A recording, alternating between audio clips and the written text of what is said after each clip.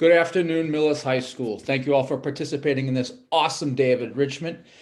Thank you to Mrs. Sullivan and Ms. Molinari for making this all possible. Our final speaker of today is former Super Bowl champ with your New England Patriots, Chris Sullivan. Chris is going to be talking to you about substance abuse and the trials and tribulations of his life and how he's gotten to where he is today. Chris grew up in North Attleboro, Massachusetts. He was a captain of the basketball and football teams and went on to continue his athletic and academic pursuits at Boston College. As you're listening to Chris speak, I urge you to be present and know that every setback is a setup for a comeback. And without further ado, Millis High School welcomes Chris Sullivan. Good, afternoon. Thanks for having me, James and Mark. This is I'm very happy to be speaking to you today. My nieces live in Millis, and my sister's become I guess you could say a townie, but I'm just here to speak to you about the struggles I had in my life. Not here to preach to you. I'm not here to tell you what you need to do and how you should act. I just realized it right this second. I'm just here to tell you my story and my struggles that I dealt with during life. And, a big part of what I talk about is mental health. That's a huge part of my story. I struggled with it my whole life. I've struggled with it since I can remember back to like third grade, and what I like to talk to you guys about is if you are struggling with something, reach out for help. For me, I struggled with anxiety, depression, low self-esteem, low self-worth, you name it. It was a big part of my life. And, unfortunately for me, I kept that all in. I tucked it somewhere deep, and on the outside, I looked like I had everything. On the outside, I was obviously, you heard the introduction, obviously I was good at football, and that was kind of my thing. That was my outlet in life. But on the outside, I looked like I had it all together. I was good at sports. I didn't miss school. I didn't get into much trouble in school. I wasn't a perfect angel, but, I didn't talk back to people. I wasn't disrespectful. So on the outside, it looked like I looked like a good kid, but I can tell you my whole life on the inside, it was a struggle, and eventually not dealing with that led me down a path that, never in a million years that I think I'd go down. Around 2002, after I was done playing football, I ended up struggling with addiction, substances for about 8 years. And I can tell you that I had the wrong image of what someone that struggles with addiction looks like. I didn't picture me right now. I didn't picture people that look like your teachers, doctors, lawyers, construction workers. I had an image in my head that I had built up over the years because I didn't have people that struggled with it in my life. And, I didn't picture me.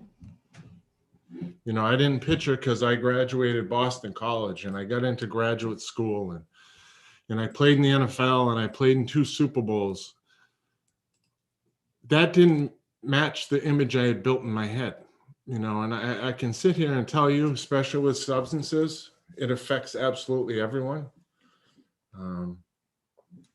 Doesn't matter where you come from, your family, the town you grew up in, how good of a person you think you are, or how nice you are, or humble or respectful. It affects everyone, I had just a different image in my head, and I ended up going down a path that never in a million years that I thought I would, but looking back, I had all the things built into me. I was kind of pre-wired to head down that path because I had never dealt with mental health issues that I had struggled with my whole life. and I can't say it enough to anyone watching this. If you're struggling with something, please reach out for help. Talk to someone you trust.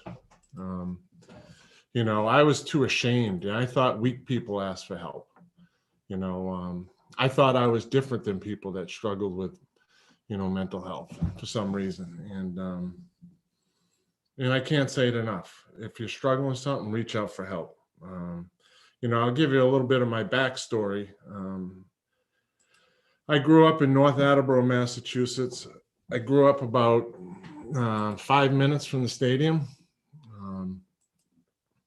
Did I have a dream of playing in the NFL? No. My wife's actually sitting next to me. She's putting up these pictures. And don't mind the sweating. I actually have COVID that my wife gave me. That's Sorry. just a little side point. So I think I have a fever and I'm sweating, and it's okay. I'll make it through this. A lot of people are going to end up with it, but yeah, I grew up in North Attleboro, Massachusetts, and I grew up 5 miles from the stadium. And like I said, I never dreamed of playing in the NFL. And I can tell you, I can think back to third grade. I've always struggled with anxiety, depression, and low self-esteem. And I was, when a teacher would be calling on people, my head would be down. I'd be praying she didn't call on me. I'd be sweating. It's always been a part of my story, and here, 47 years later, I'm getting old. It's always going to be a part of me. It's never just going to go away. But I can tell you, I started addressing it probably 7 or 8 years ago, and it does get better, But like I said, I grew up in North Attleboro, Massachusetts, 5 miles from the stadium, and sports was my outlet. Sports saved my life, and I'm very thankful that I had that, because that was the 3 hours a day I could escape.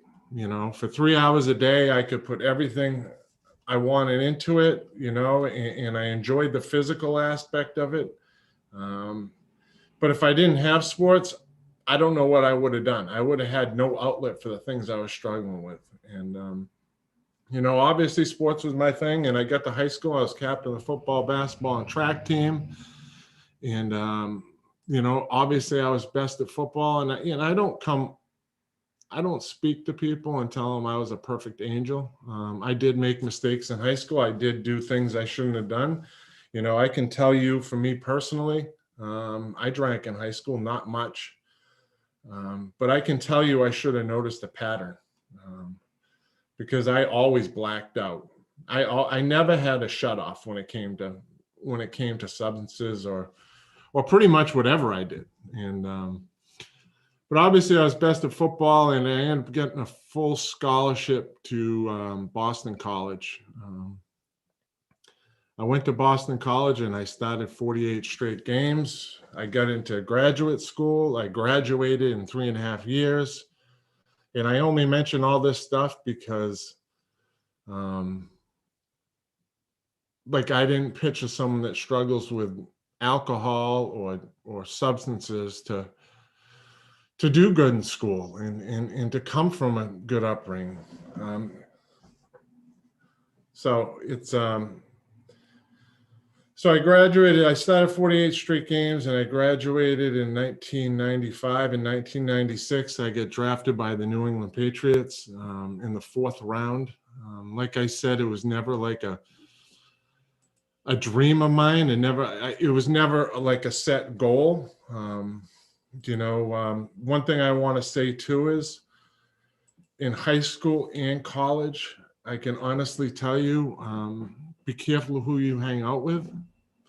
I was always fortunate to be surrounded with people that generally looked out for my best interest, and actually cared about me. In 2002, when I started to go down the wrong path, I wasn't around bad people, but I can honestly tell you I was around people that didn't really care about me. They weren't going to try to point me in the right direction or point things out when I was heading down the wrong path. And, You know, in high school I had that, and it was only a few people, and also at Boston College. And sorry about, I get the little COVID cough going. But in high school and college, and then in 1996, I get drafted by the New England Patriots. In my first year in the NFL, I played in a Super Bowl, and you know, once again, I got hooked up with Teddy Bruschi, and because he was a third round pick, and I was the local kid, and but he was one of those people again. I had always had those people in my life. I had always had good role models, from my parents to coaches to teachers, and thank God for all those things, because that's what kept me in the, you know, heading in the right direction. And so I played for the Patriots for 4 years, and then 1999, I went out. I signed a deal with the Pittsburgh Steelers, and I always tell people I obviously took the money, but I can sit here and tell you 100% without a doubt, like, money does not make you happy. You know, because I took myself out to Pittsburgh, and the Steelers gave me $5.5 million, and the Patriots wanted to give me like $800,000, which is still a lot of money. But, you know, I went after the money, obviously. And the problem is I had to take myself to Pittsburgh.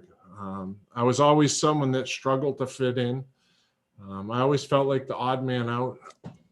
I always wanted to be someone other than myself. And I can tell you that was my whole life.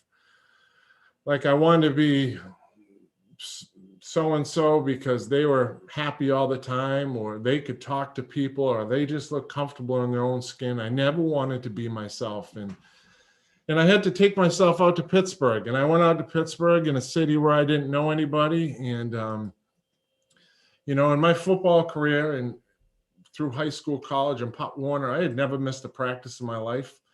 And I only say that because you know, I was so driven and afraid to let people down. In the first day of football camp with the Steelers, I hurt my back doing the conditioning test. And I never went to the trainers. I never told anyone. I just kind of put my head down and tried to push through it. And eventually it got so bad that I wasn't sleeping at night, and I could barely walk. And the trainers obviously took notice. And I had done a good amount of damage to my back, and pretty quickly I got surgery, you know, and I came back 2 weeks after surgery to start the season opener against the Cleveland Browns. It was supposed to take 6 months to recover, and I came back 2 weeks later. And the one thing I could tell you is I had a really bad season. You know, I didn't let my back heal. I wasn't running the same. I didn't have the same explosiveness. And I mention this because I didn't know how to deal with that. You know, I had my first coach that was giving me a hard time, and I didn't know how to deal with that. I hadn't met my expectations, and I didn't know how to deal with that. And I turned to drinking to escape, you know, and this was kind of the beginning of me heading down in the wrong direction in life. And that's what got me through the day. You know, was the thought of getting home so I could have a drink, so I could relax for 5 minutes, because I was so uptight and stressed and restless during the day with, you know, going to meetings and going to practice. And I started to drink more than I ever had to escape from my anxiety and my depression, you know. And right before the football camp the following year, I thought I was having fun. I had bought a new Harley Davidson, and a friend was having a party, and I thought everyone wanted to see it. So I went without a helmet or boots, or I just had a t-shirt and shorts on, and I got on it after drinking a few too many drinks, and I ended up getting an accident. I went over the handlebars and landed on my head, and I never went to the hospital. I know at that time I broke my wrist, and I didn't want the Steelers to find out about it. So I let it heal. However, it healed the next month. I went to camp, and the first day of camp the following year, I felt my wrist re-break. And once again, was afraid to go to the trainers. I felt like a disappointment. So I just kept practicing and lifting weights and having coaches yell at me to hit people harder with my hands and lift weights. And it was ugly. And about 4 weeks later, my wrist was such a mess that the trainers found out again, and I ended up having surgery. I had surgery. I was trying to get back into shape and recovering from the surgery. And I remember I was in the workout room with the Steelers, and I was doing extra work after everyone had left. And I remember the guy coming in, I think it was Kevin Colbert. And I remember he came in and said, "We got to talk to you." And I got released. The Pittsburgh Steelers released me. And those things I had struggled with my whole life, the self-esteem and the anxiety and the depression in that moment got so much worse. Like I was in one of the lowest points of my life, even though I had money and I had all these things going for me, and I was probably going to play another 4 or 5 years in the NFL. I could tell you no amount of money, it doesn't help. And I remember I was in a really dark place, and I came back to North Attleboro, Massachusetts in September of 2001. Like I said, I always had people that cared about me in my life, from my coaches to my teachers to, I just had a lot of people in my life that really cared about me, and I shut them all out. You know, I went into a dark place, and I started hanging out with a new group of people. I started to hang out places I knew I shouldn't have been around, places I shouldn't have been in. And in September 2001, I started buying pain pills, Percocet, Vicodin, not thinking anything of it. Like I had surgeries before, and I had thrown the pain pills away, thinking nothing of it, you know, because I had football to get back to, you know. And I can honestly tell you, and I still to this day, it scares me personally, you know, because my whole life, you know, like I said, on the outside, I was 280 pounds. I had, you know, I was a millionaire, and, you know, college graduate, the kid that never missed practice or talked, but like on the outside, my whole life, I looked like I had everything. On the inside, I was a complete mess. And, you know, in September of 2001, when I started buying those pain pills, I remember I had always dreamt of feeling a certain way. Like I just wanted to feel relaxed, comfortable in my own skin, just be able to sit, you know, wake up in the morning and look forward to the day. I can tell you when I bought the pain pills, I remember taking it. I found that feeling that I had always dreamt about. And it only lasted about 30 minutes. And I didn't know what I was signing up for. I didn't know I would give up absolutely everything in my life to chase that 30-minute feeling. I didn't know that I would give up my family, all the money. I would give up my football career. You know, I was like the little, you know, I ended up playing for the Patriots, and you know, I was like the little hometown hero here in North Attleboro, Massachusetts. And I didn't realize I'd turn into everything opposite of what people actually knew about me.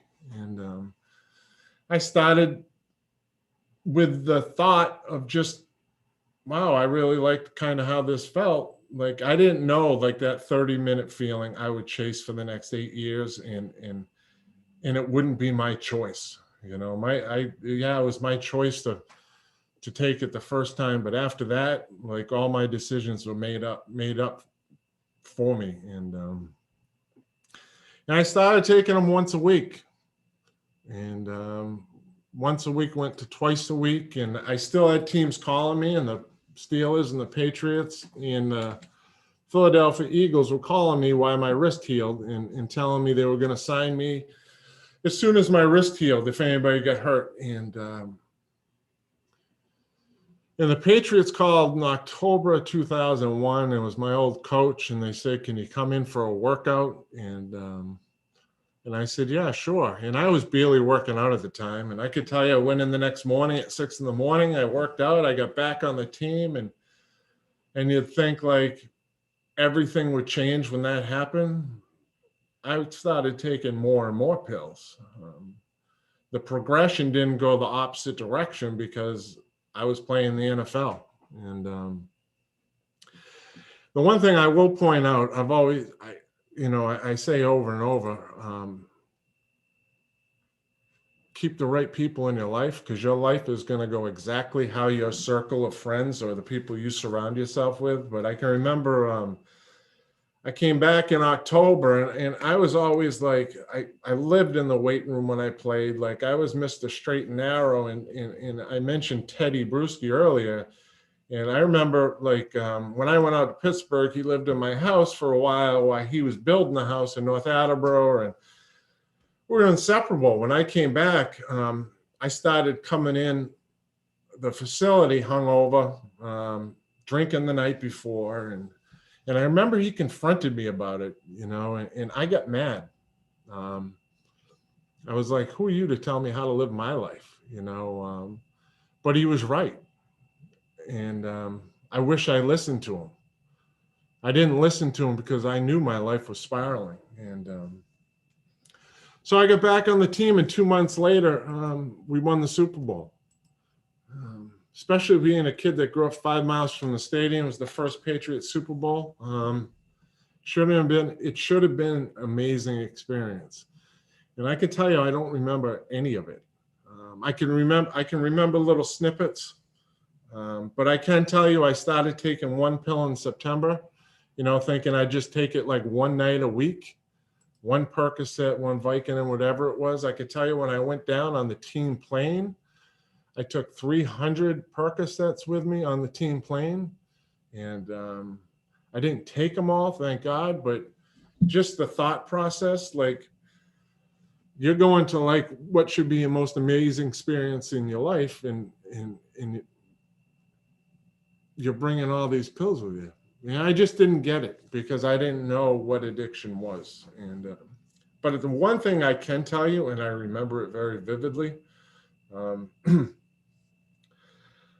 I can remember when Adam Vinatieri kicked the field goal, and the 2002 Super Bowl was pretty cool because it was the first Super Bowl the Patriots won. But I can honestly remember, I started playing football when I was like 6, 7. And the one thing I'm proud of in sports is that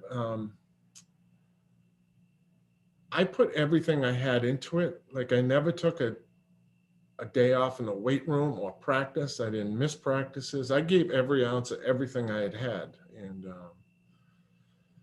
And when he kicked the field goal, you figured like I'd be running on the field and just taking it all in. And I can tell you, I remember seeing guys run on the field and crying and laying on the ground and going over and grabbing their family,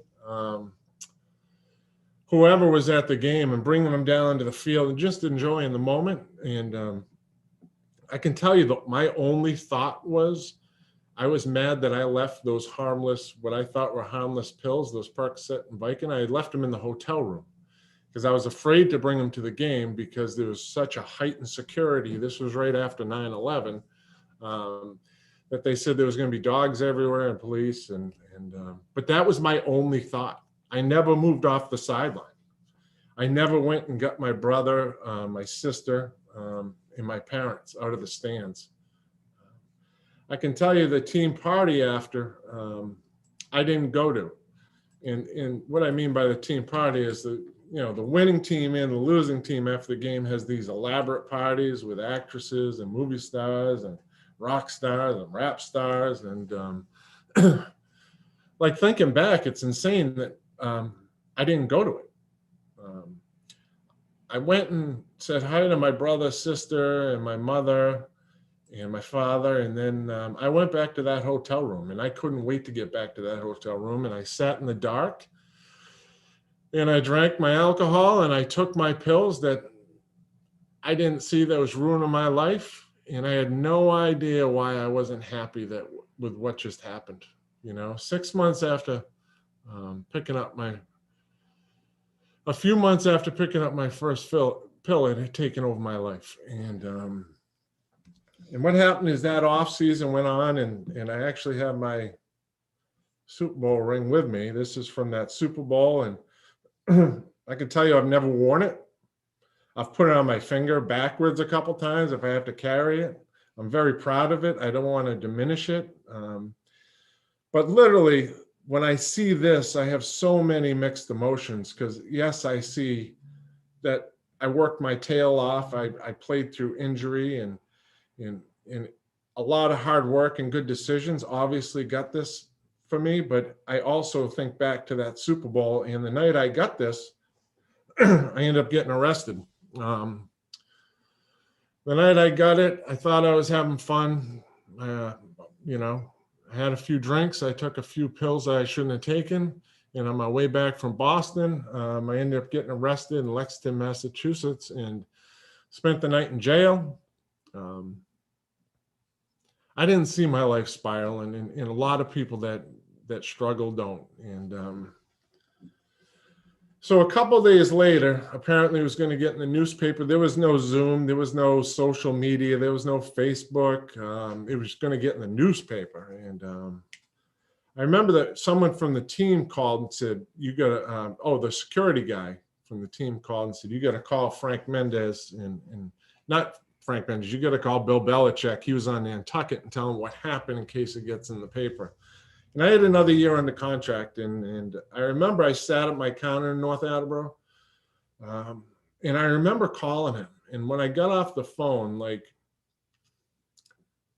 all our lives are just a series of decisions, and sometimes you don't realize how big they are. In September, when I started buying pain pills that I didn't need for pain, like, I didn't realize how big a decision that was. And here I was at another one where put down all this stuff, put down the pills, put down the alcohol, get back in the weight room, play another 3 or 4 years in the NFL. It seemed like thinking back, it's like a very logical thing, but people that struggle with addiction, that's not how things work. And I got off the counter, I got off the phone, I sat at that counter. I remember I gave up football without even a second thought. 6 months after taking my first pill, I gave up what I had done for 22 years to get to that point, 23 years. And it's crazy to me to think that way. And I never went back. I didn't tell my parents I quit. I didn't tell my friends. The addiction was more powerful than anything else in my life. That little white pill that looks like an aspirin, it looks like something you buy at the store, was more powerful than anything I had done in my life. I always thought, because I was always one of the stronger guys on the team. I thought because I was physically strong, that it trumped being emotionally strong. And I had struggled emotionally my whole life. And it doesn't matter how strong you are, how big you are, where you come from. I never dealt with the stuff that was my real struggle my whole life, and what happened with me is after I gave up football, my life spiraled, and I put my family through a lot. I went through $6 million I made $6 million in the NFL in 6 years. I went through all that money in the next 6 years of addiction. I went to 15 rehabs. I went to the ICU 8 times by ambulance. I was charged with 4 OUIs. Like, I was the little local hometown hero, and here I am now. I'm in the paper for driving after drinking, drug possession. It's crazy to think. And it all started with that first little pill. There's a picture up here right now. I never left my room for 3 years. That's my room. like on the left. And that's where I stayed for 3 years. I had a lot of money, and I had everything delivered to me, and I didn't, in a million years, in September 2001, when I started taking that first pill that I didn't think would affect me, like it would lead to there. Like I didn't think when I started taking that first pill, it would almost kill me. I ended up being 160 pounds by 2005. And it's funny because I watched guys. I remember being in a locked facility in Plymouth, Massachusetts, watching guys that I played football with, like that were no different than me. I watched them on a TV playing in the Super Bowl in 2005, 4, and 5. Like I remember looking at the screen, and there's Teddy Bruschi and Ted Johnson and Tom Brady and Willie McGinnis and all those guys that like were no different than me. They didn't work harder than me, and I always came to myself, here I am, 160 pounds. Like, how did I get here? Of all people, I was about the most straight and narrow of anybody I'd ever been around. And I also went back to that first pill, and it all goes back to my struggles with mental health that I never dealt with. And I can't reiterate enough. I played in 2 Super Bowls. I played in some big games in college. My anxiety and my depression never allowed me to enjoy any of it. Like I never took it in. I never enjoyed a second because I didn't have my my mental health in check. And I can't say it enough.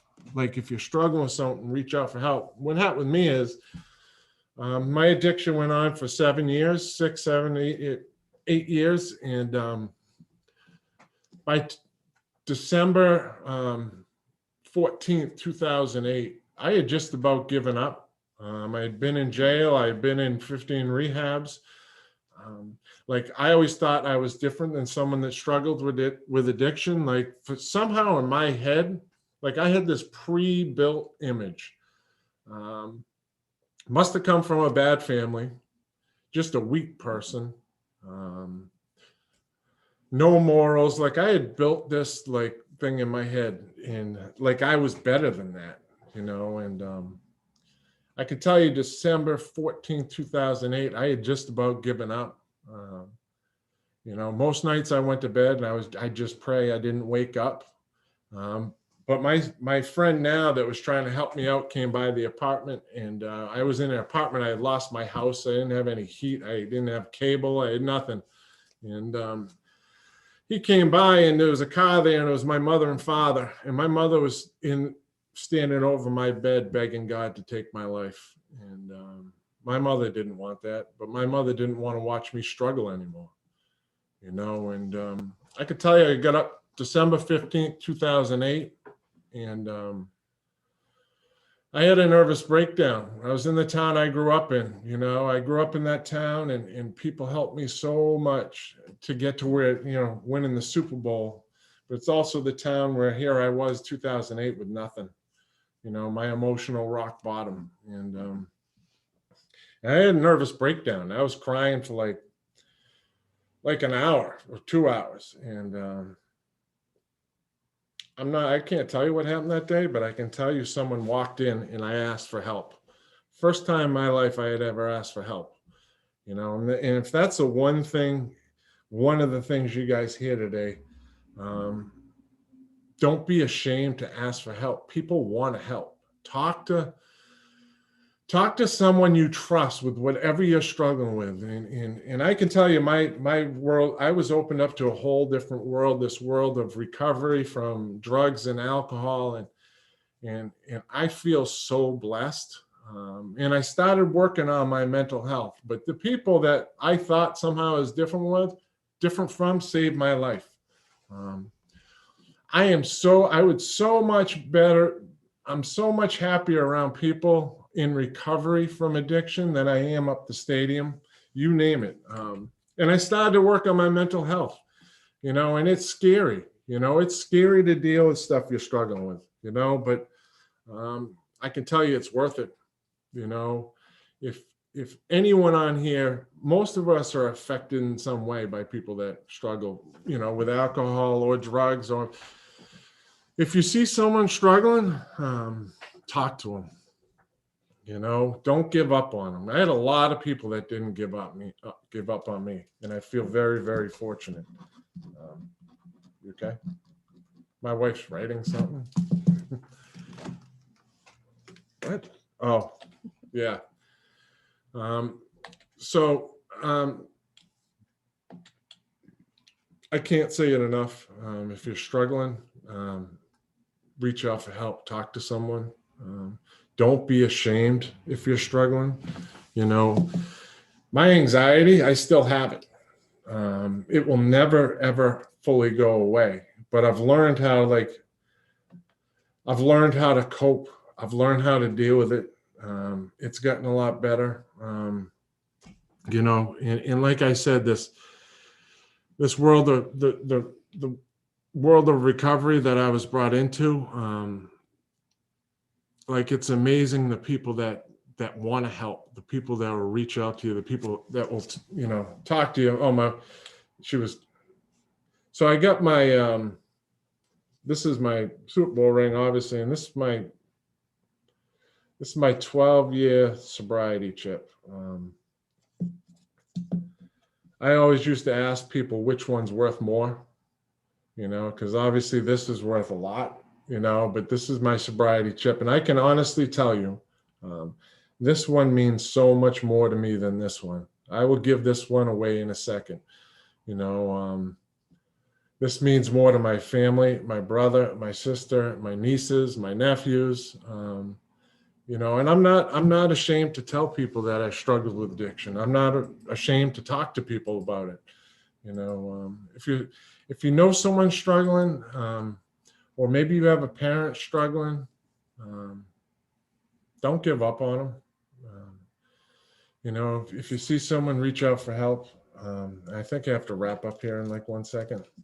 My wife's writing stuff, so you could be them. Oh yeah. Just talk to someone, reach out for help, and I think that's how we're going to end it. And I'm sweating. I apologize.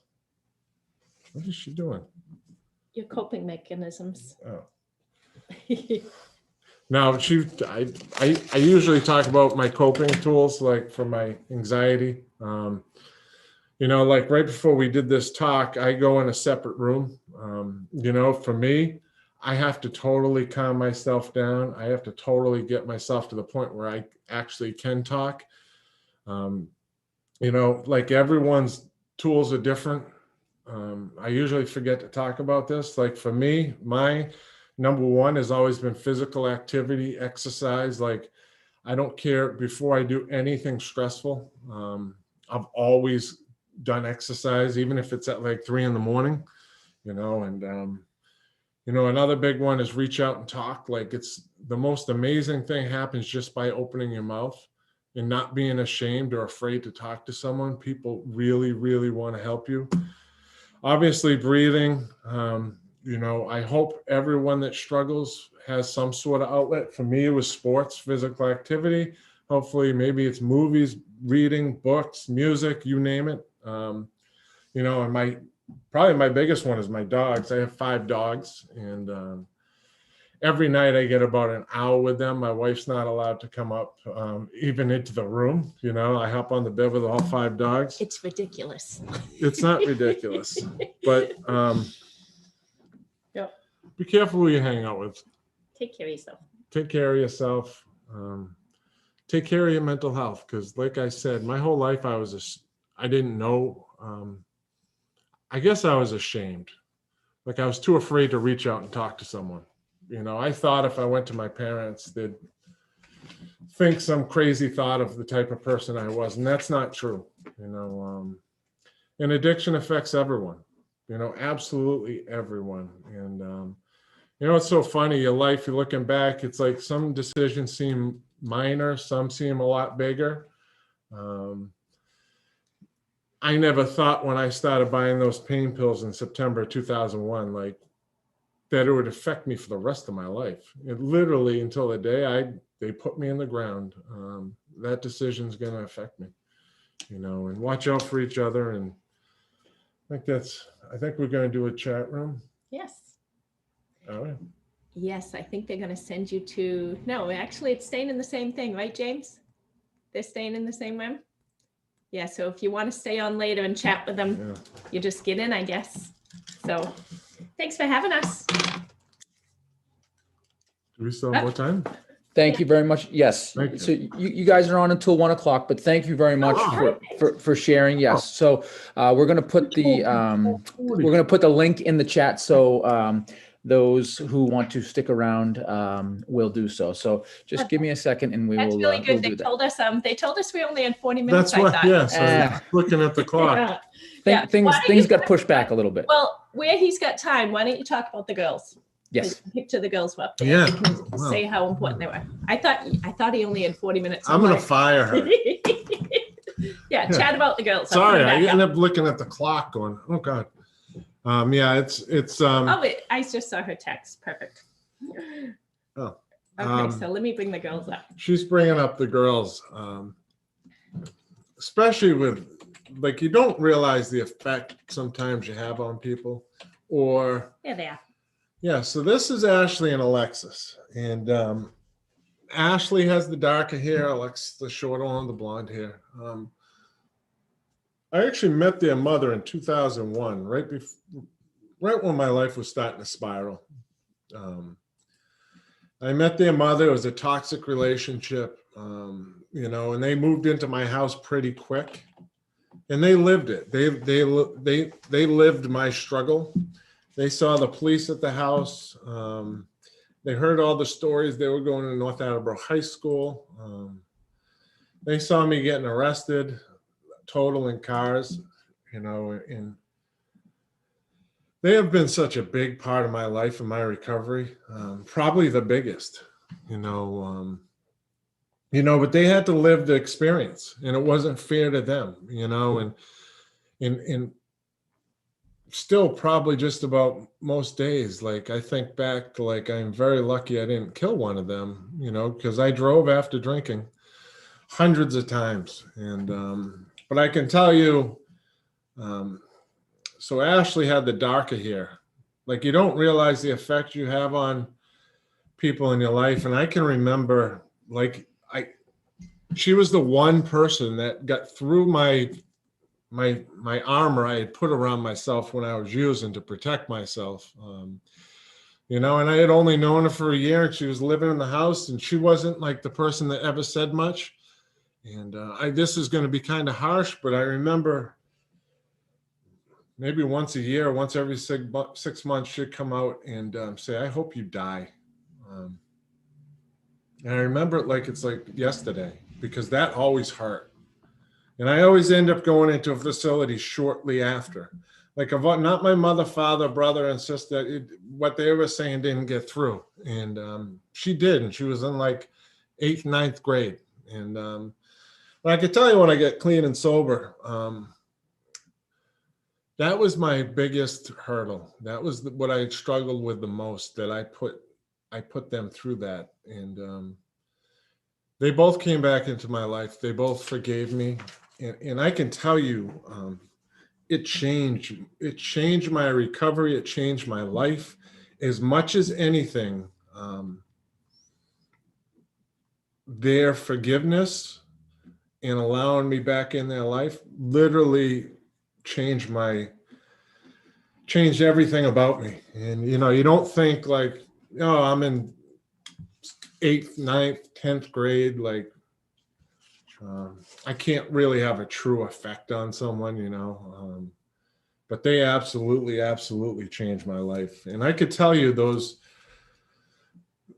two young ladies now, one got married and I gave her away. She has a real father, not real, but like a biological, I guess.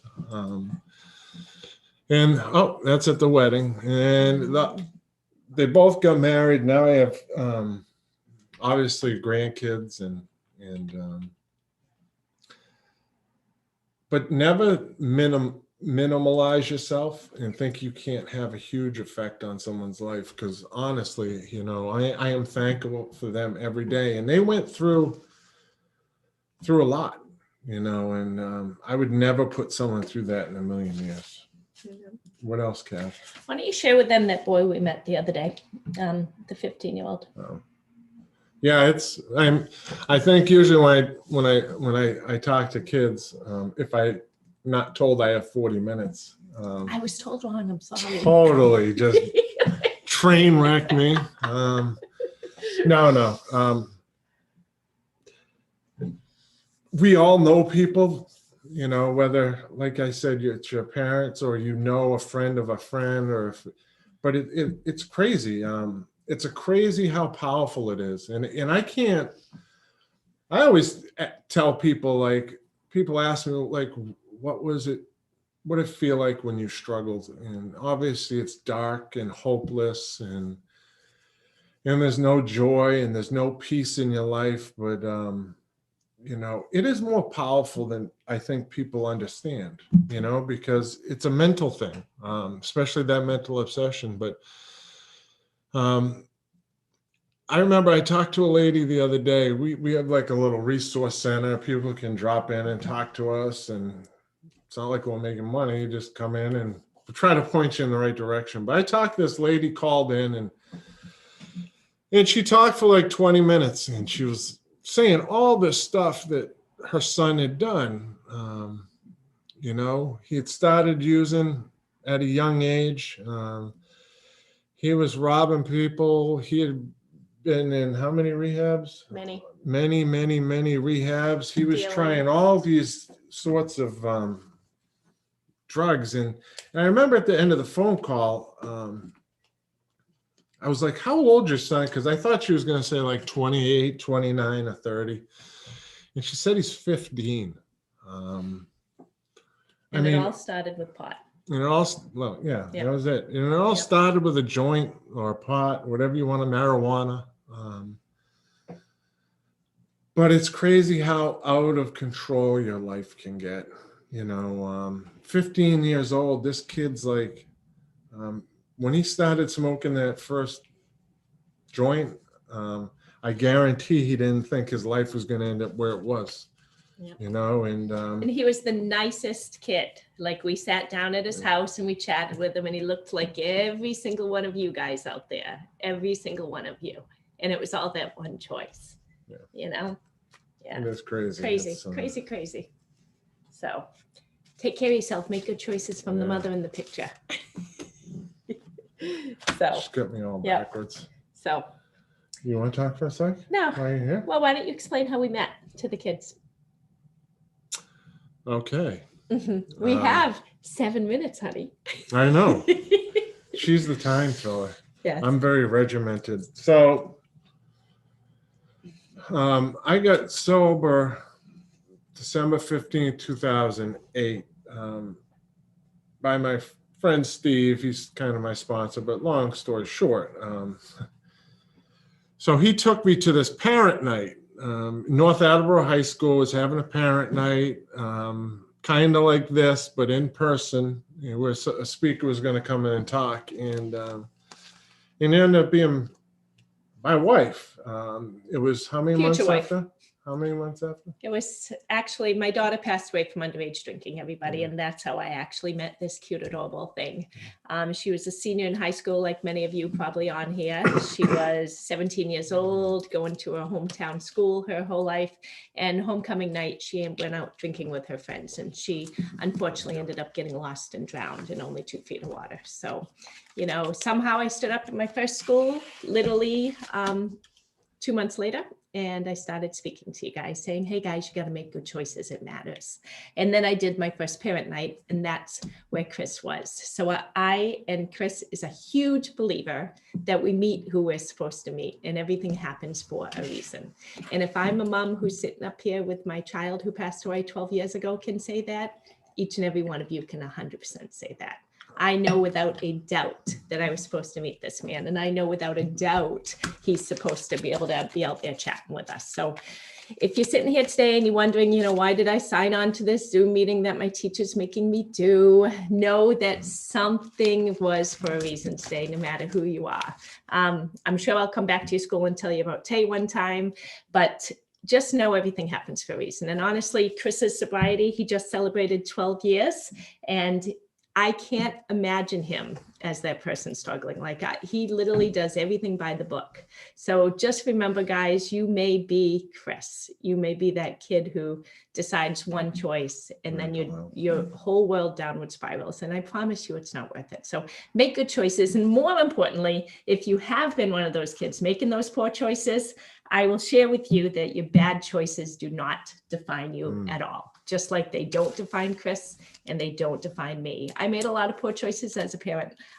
Taylor made a lot of poor choices, and unfortunately hers did end up defining her passing, but it doesn't have to define you. So if you've made poor choices in the past, just know you can change it and make better choices in the future. So everybody needs you, and I can 100% assure you that they need you. So I'm really glad you guys came on today. Really glad you're able to chat with our little COVIDs, and hopefully we'll make it through this. So, we'll be able to come back. But And she's a very touchy-feely person. I'm a huggy-feely person, so this has been a challenge. No, but it's like she's been sick, and she's like, "Come over, give me a hug." I'm like, "What are you doing?" He doesn't want to be near me. I mean, that's like, that's another thing too. Like we are total opposites. total opposites. Absolutely. And shortly, I will make an announcement to our teachers to post the links. Excellent. Make the announcement, and then we'll be able to see some real humans. All right. So teachers who are on here with their students, I ask you to post the Zoom link that Aaron Sullivan has sent out so we can have a question and answer session with Chris and Kathy, because they are gracious enough with their time. So teachers, if you could please do that now, that would be greatly appreciated. So we'll give it a couple minutes and then we'll get going with it. Excellent. And you will be sharing the email address with everybody via however you do that, right, James? Correct. Excellent.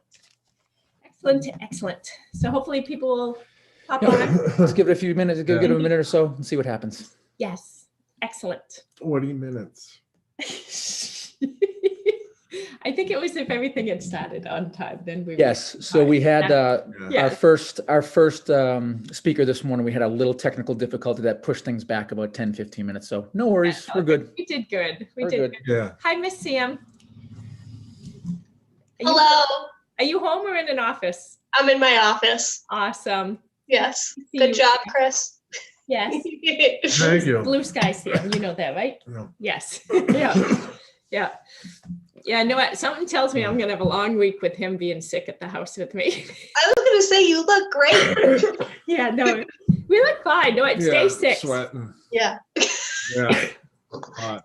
I honestly don't think I would have been able to do a talk though, because like if I have a couple sentences, I notice myself taking a deep breath afterwards. Yeah, are you like laboring? Yeah, I feel like I'm like afterwards. It's interesting, but it's very scary out there.